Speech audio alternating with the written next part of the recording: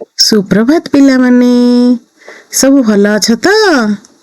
ଆଚ୍ଛା, ଆଜି ତାହେଲେ ପାଠ ପଢ଼ିବା। ଠିକ୍ ଅଛି। କୋଉ ବିଷୟରେ ପଢ଼ୁଥିଲେ କହିଲ? କେଉଁ କବିତାଟି ବିଷୟରେ? ହଁ, ସ୍ୱାଧୀନ ଦେଶର ସନ୍ତାନ ଆମେ। ତେବେ ଚାଲ ଆଜି ଆମେ ତାର ପଦ 8 ବିଷୟରେ ଆଜି ପଢ଼ିବା। ପଦ 8 ବିଷୟରେ ପଢ଼ିବା ପୂର୍ବରୁ କିନ୍ତୁ ମୁଁ ତୁମକୁ ପଦ 7ର କିଛି ପ୍ରଶ୍ନ ପଚାରିବି। କାଲି ଯାହା ଆମେ ଆଲୋଚନା କରିଥିଲେ ତୁମେ ମନେ ରଖିଛ କି ନାହିଁ? କଣ ରେଡି ତ? ଦେଖିବା ଚାଲ। କଣ କଣ ପ୍ରଶ୍ନ ସବୁ ଆମେ ଦେଖି ପଚାରିବା। ପ୍ରଥମ ପ୍ରଶ୍ନଟି ହେଉଛି, କବି କେଉଁ ଦୁଇଟି ଧନ ଅର୍ଜନ କରିବାକୁ ପରାମର୍ଶ ଦେଇଛନ୍ତି? କହିଲ ଦେଖି ମନେ ପକେଇକି, କାଲି ଯାହା ଆମେ ଆଲୋଚନା କରିଥିଲେ। କବି ଏହି କବିତାରେ କେଉଁ ଦୁଇଟି ଧନ ଅର୍ଜନ କରିବାକୁ ପରାମର୍ଶ ଦେଇଛନ୍ତି? ହଁ, ବିଜ୍ଞାନ ଆଉ ଶିଳ୍ପ ରୂପକ ଦୁଇଟି ଧନ ଅର୍ଜନ କରିବାକୁ ପରାମର୍ଶ ଦେଇଛନ୍ତି। ତାହେଲେ ଠିକ୍ ମନେ ରଖିଛ ତୁମେ କାଲିର ପାଠକୁ। ଏବେ ଦ୍ୱିତୀୟ ପ୍ରଶ୍ନଟିକୁ ଯିବା। ନୂଆ ଶିଳ୍ପରାଜି ସୃଷ୍ଟି କରିବାର ଉଦ୍ଦେଶ୍ୟ କଣ? ହଁ, ଠିକ୍ କଥା କହିଲ। ନୂଆ ଶିଳ୍ପରାଜି କହିଲେ ଦେଶକୁ ଆମର ଉନ୍ନତି ପଥରେ ଆଗେଇ ନେବାକୁ ବୁଝାଏ। ତୃତୀୟ ପ୍ରଶ୍ନଟି ଦେଖିବା। ତୃତୀୟ ପ୍ରଶ୍ନଟି ହେଉଛି, ସରଯିବା ଶବ୍ଦର ଅର୍ଥ କଣ? ମୁଁ ତୁମକୁ କେତେ ଗୁଡ଼ିଏ ଅର୍ଥ କାଲି କହିଥିଲି। ସେଇଥିରେ ସରଯିବା ବୋଲି ଗୋଟିଏ ଶବ୍ଦ ଥିଲା। ତାର ଅର୍ଥ କଣ ମନେ ପକେଇ କହିଲ? ହଁ, ଠିକ୍ କହିଛ। ସରଯିବା ଶବ୍ଦର ଅର୍ଥ ହେଉଛି ସୃଷ୍ଟି କରିବା। ଆଚ୍ଛା ପିଲାମାନେ, ଆମେ ସ୍ୱାଧୀନ ଦେଶର ସନ୍ତାନ ଆମେ ଯୋଉ କବିତାଟି ବିଷୟରେ ପଢୁଥିଲେ, ଆଜି ତାର ଶେଷ ପଦଟିକୁ ପଢିବା। ତେବେ ଶୁଣ, ମୁଁ ସେଇ ଶେଷ ପଦଟିକୁ କହୁଛି। ଯିଏ ଯହିଁ ଥାଉ ଜନମ ଭୂଇଁର କଲ୍ୟାଣେ ସଦା ରହିବାରତ, ସ୍ୱାଧୀନ ଦେଶର ସନ୍ତାନ ଆମେ, ସ୍ୱାଧୀନତା ଆମ ଜୀବନ ବ୍ରତ। ଯିଏ ଯହିଁ ଥାଉ ଜନମ ଭୂଇଁର କଲ୍ୟାଣେ ସଦା ରହିବାରତ, ସ୍ୱାଧୀନ ଦେଶର ସନ୍ତାନ ଆମେ, ସ୍ୱାଧୀନତା ଆମ ଜୀବନ ବ୍ରତ। ଶୁଣିଲ ତ ଗୀତଟି? ଆଚ୍ଛା, ଏବେ ତୁମେ ତୁମ ବହି ଖୋଲ, ଆଉ ମୁଁ ସେହି କବିତାର ସେଇ ପଦଟିକୁ ଗୀତ ଗାଉଛି, ତୁମେ ଶୁଣ। ଯିଏ ଯହିଁ ଥାଉ ଜନମ ଭୂଇଁର କଲ୍ୟାଣେ ସଦା ରହିବାରତ, ସ୍ୱାଧୀନ ଦେଶର ସନ୍ତାନ ଆମେ, ସ୍ୱାଧୀନତା ଆମ ଜୀବନ ବ୍ରତ। ଭଲ ଲାଗିଲା? ଆଚ୍ଛା, ଆଉ ଥରେ ଶୁଣିବ। ହଉ। ଯିଏ ଯହିଁ ଥାଉ ଜନମ ଭୂଇଁର କଲ୍ୟାଣେ ସଦା ରହିବାରତ, ସ୍ୱାଧୀନ ଦେଶର ସନ୍ତାନ ଆମେ, ସ୍ୱାଧୀନତା ଆମ ଜୀବନ ବ୍ରତ। ଭଲ ଲାଗିଲା? ହଉ। ଆଚ୍ଛା ପିଲାମାନେ, କବିତାଟିକୁ ତ ଶୁଣିଲ। ଏବେ ଆମେ ସେହି ପଦଗୁଡ଼ିକୁ ଗାଇବା। ତେବେ ଚାଲ ମୋ ସହିତ ତୁମେମାନେ ବି ଗାଅ। ଯିଏ ଯହିଁ ଥାଉ ଜନମ ଭୂଇଁର କଲ୍ୟାଣେ ସଦା ରହିବାରତ, ସ୍ୱାଧୀନ ଦେଶର ସନ୍ତାନ ଆମେ, ସ୍ୱାଧୀନତା ଆମ ଜୀବନ ବ୍ରତ। ଯିଏ ଯହିଁ ଥାଉ ଜନମ ଭୂଇଁର କଲ୍ୟାଣେ ସଦା ରହିବାରତ, ସ୍ୱାଧୀନ ଦେଶର ସନ୍ତାନ ଆମେ, ସ୍ୱାଧୀନତା ଆମ ଜୀବନ ବ୍ରତ। ଆମେ ଏହି କବିତାରେ ଥିବା ପଦ କେତେ ଗୁଡ଼ିଏ ଶବ୍ଦର ଅର୍ଥ ଜାଣିବା। ପ୍ରଥମ ଶବ୍ଦଟି ହେଉଛି କଲ୍ୟାଣୀ। କଲ୍ୟାଣୀ କହିଲେ କଣ ବୁଝ? ମଙ୍ଗଳ କରିବା। କଲ୍ୟାଣ କରିବା ଅର୍ଥ ମଙ୍ଗଳ କରିବା। ତୁମେ ମାନେ ଦେଖିନ, ଯେତେବେଳେ ଆମେ କୌଣସି ବୟସ୍କ ଲୋକଙ୍କୁ ନମସ୍କାର କରନ୍ତି, ସେମାନେ ଆମକୁ କଲ୍ୟାଣ କରନ୍ତି। ବୁଢାଟେ ହେଇଥା କହନ୍ତିନି? ଆଚ୍ଛା, ସେ କଲ୍ୟାଣ କରିବା ଅର୍ଥ ମଙ୍ଗଳ କରିବା। ଏବେ ଆମେ ଦ୍ୱିତୀୟ ଶବ୍ଦଟିକୁ ଯିବା। ବ୍ରତ। ବ୍ରତ କହିଲେ ଲକ୍ଷ୍ୟ। ଆମ ଜୀବନର ଲକ୍ଷ୍ୟ କଣ, ସେଇଟାକୁ ଆମେ କହିବା ଆମ ଜୀବନର ବ୍ରତ। ତୃତୀୟ ଶବ୍ଦଟି ହେଉଛି ସନ୍ତାନ। ସନ୍ତାନ କହିଲେ ପୁଅ ବା ଝିଅ। ଝିଅ କହିଲେ ମଧ୍ୟ ବି ହବ, କିଛି ଅସୁବିଧା ନାହିଁ। ଏବେ ଦ୍ୱିତୀୟ ତାପର ଶବ୍ଦଟି ହେଉଛି ରତ। ରତ ଅର୍ଥ ନିଯୁକ୍ତ ହେବା ବା ନିୟୋଜିତ ହେବା।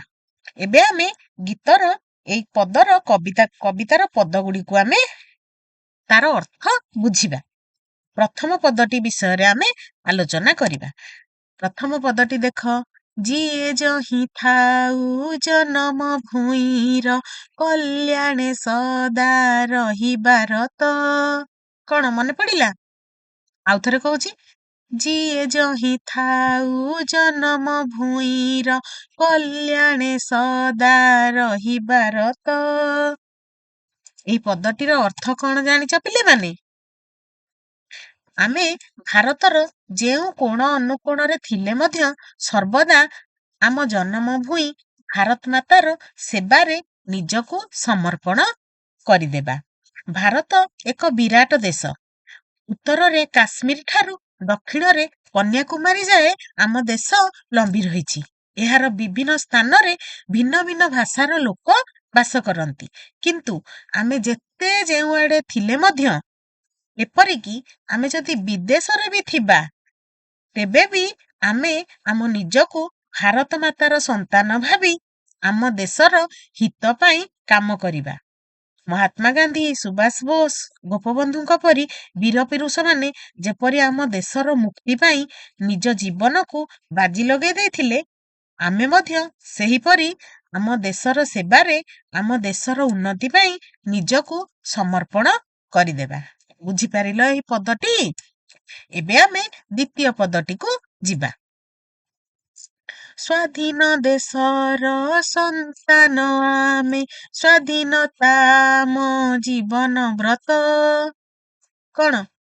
ସ୍ୱାଧୀନ ଦେଶର ସନ୍ତାନ ଆମେ, ସ୍ୱାଧୀନତା ଆମ ଜୀବନ ବ୍ରତ।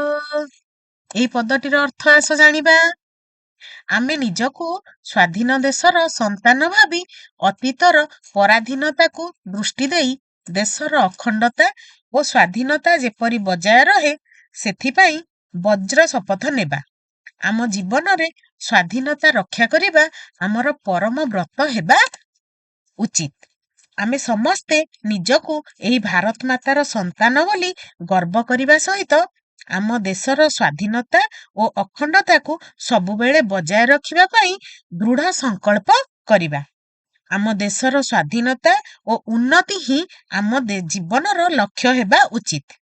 ଭାରତ ପରି ଏକ ମହାନ ଦେଶର ସନ୍ତାନ ହୋଇଥିବାରୁ ଆମେ ଆମ ନିଜକୁ ଧନ୍ୟ ମନେ କରିବା ଉଚିତ ଏବଂ ଭାରତ ମାତାର ସୁରକ୍ଷା ପାଇଁ, ଉନ୍ନତି ପାଇଁ ଆମେ ଆମ ଜୀବନକୁ ଉତ୍ସର୍ଗ କରିଦେବା ଉଚିତ। ଦେଶ ସେବାକୁ ଆମେ ଆମ ଜୀବନର ବ୍ରତ ବୋଲି ଭାବିବା ଉଚିତ। କଣ ବୁଝିପାରିଲ ତ ପିଲେମାନେ ଏହି ପଦ ଦୁଇଟିର ଅର୍ଥ କଣ? ଏବେ ଚାଲ ଆମେ ତା ସମ୍ପର୍କିତ କିଛି ପ୍ରଶ୍ନ ଆଲୋଚନା କରିବା। ପ୍ରଥମ ପ୍ରଶ୍ନଟି ଦେଖ, କବିତାଟିର ମୁଖ୍ୟ ଭାବ କଣ? ଏଇ ଯୋଉ କବିତାଟି ଆମେ ପଢିଲେ, କବିତାର ପଦଟି ଆମେ ପଢିଲେ, ସେ କବିତାର ମୁଖ୍ୟ ଭାବଟି କଣ? କଣ ବୁଝିଲ କହିଲ? ବୁଝା ପଡିଲା ଏଇ କବିତାଟିରୁ? ହଁ, ଠିକ କହୁଛ।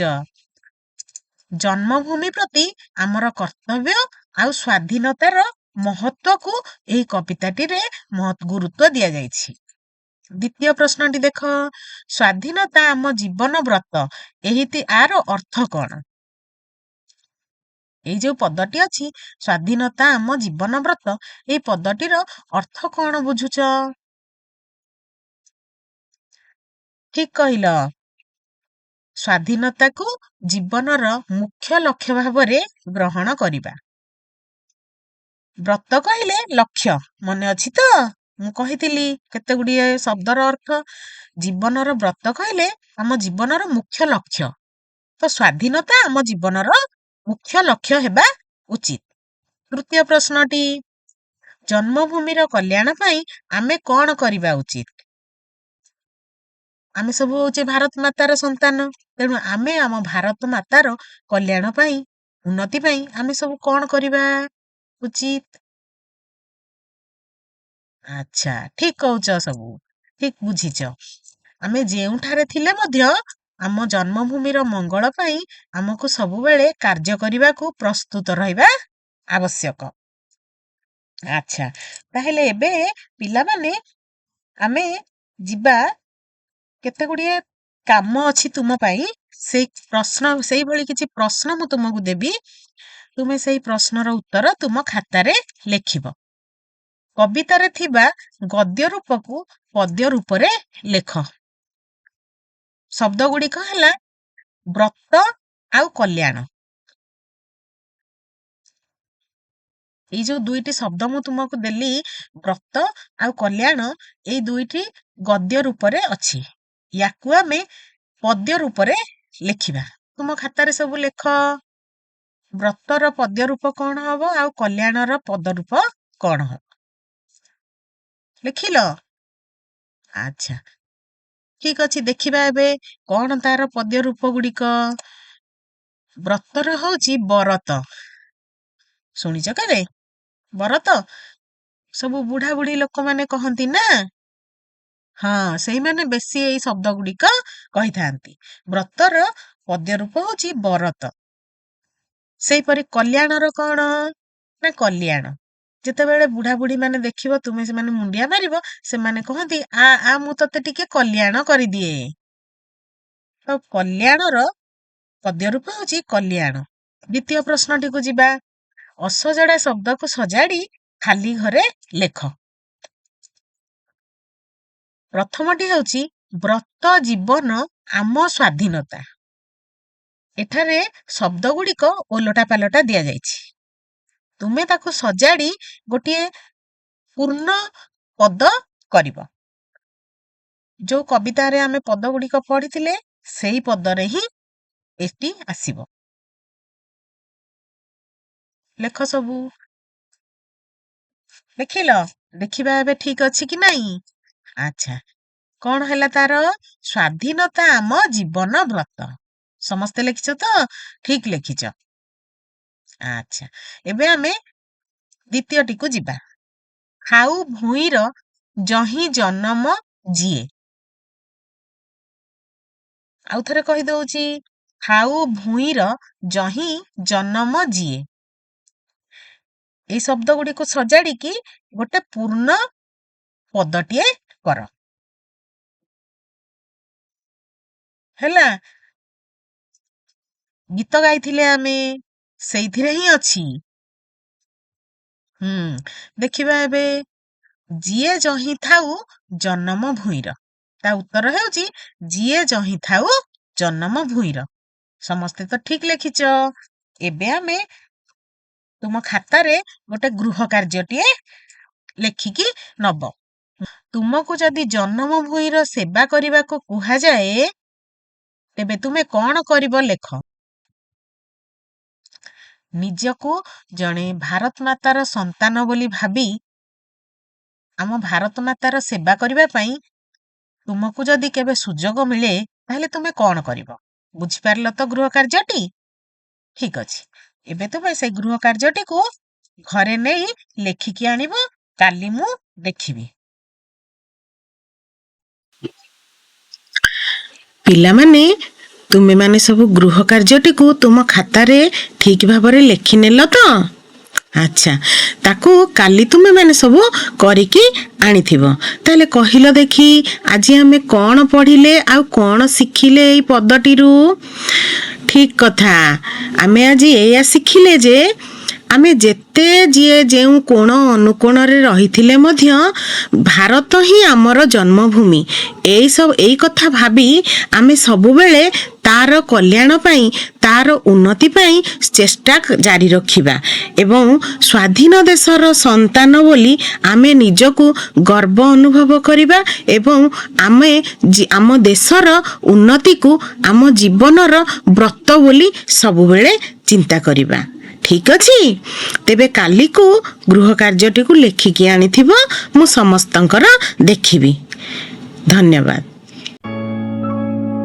ଖୁସିରେ ଶିଖିବା ସମସ୍ତଙ୍କର ଅଧିକାର। ନମସ୍କାର।